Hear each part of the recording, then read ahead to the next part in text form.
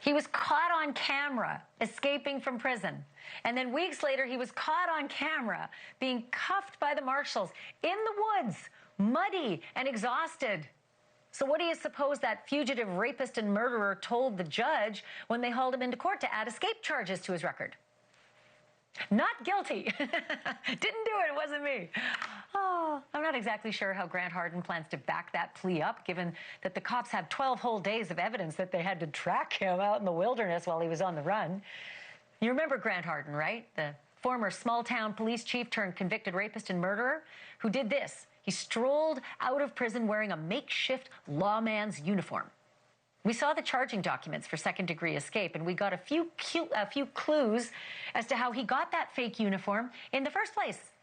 Officials say they think his job in the prison kitchen gave him access to things like tea and coffee and magic markers to transform a white jail uniform into what we all saw he was wearing on camera, escaping. Of course, 30 years as a cop meant that he knew all about the routines and the patrols and the badges of fellow cops.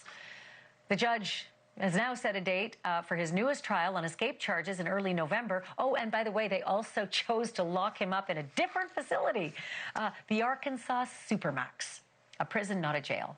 Alexandra Kazarian is a criminal defense attorney. She's here with me now. I would not want to be his court-appointed attorney. Alexandra, we all saw him walking out in this uniform. We all saw him being caught and cuffed in the mud by the marshals. How do you fight this? Sometimes you're just playing for a fumble. Maybe he knows that there's somebody that was part of his plan that they need in order to prove that he escaped, and he knows that person isn't going to want to come in to testify. Or maybe he's just making him prove it because he's got nothing else to do.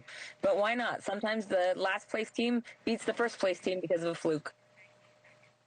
Yeah, I see these pictures of him with his, tummy and his boobs all muddy. And I'm like, dude, you were an escapee, caught with our very own eyes.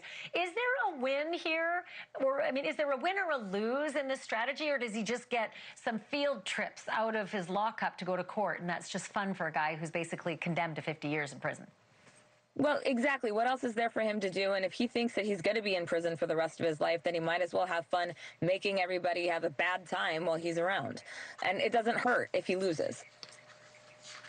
Yeah, wow. You're right. What's he got to lose? Why not?